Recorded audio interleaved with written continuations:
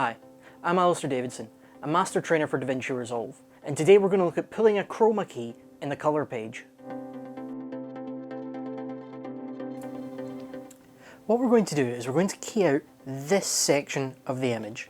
As you can see, we're starting here on the edit page where you can see I've layered up two tracks on separate timelines.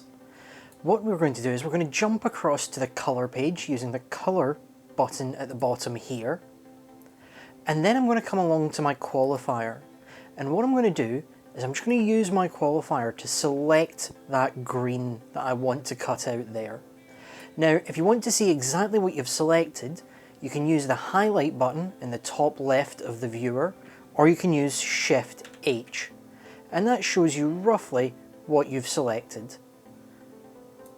The next thing I'm going to do is over in my node graph, I'm going to right click and add an alpha output. Once I've added the alpha output, I'm going to take this blue section here, this blue output on my node, and I'm going to click and drag across to that alpha output. It looks as though nothing's changed, and if I deselect the highlight option, you'll see it's actually keyed out everything but the green section. So in order to inverse this, I'm going to use this button, the invert button, in my qualifier palette. Again, there's some bits around here that aren't the cleanest key.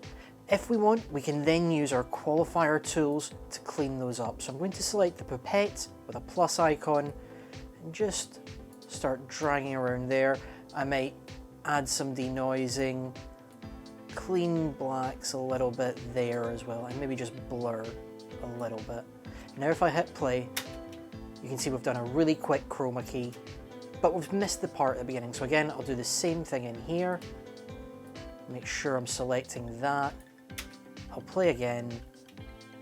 I'm getting a lot of this creeping in just here, so I may actually widen that out a bit. So now if I Shift H and play through,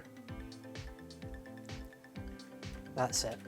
We should have keyed everything out. And that's how you pull a quick key in the colour page. I hope this has been helpful. Let us know if there's anything else you want to know about DaVinci Resolve by contacting the ScanProVideo team.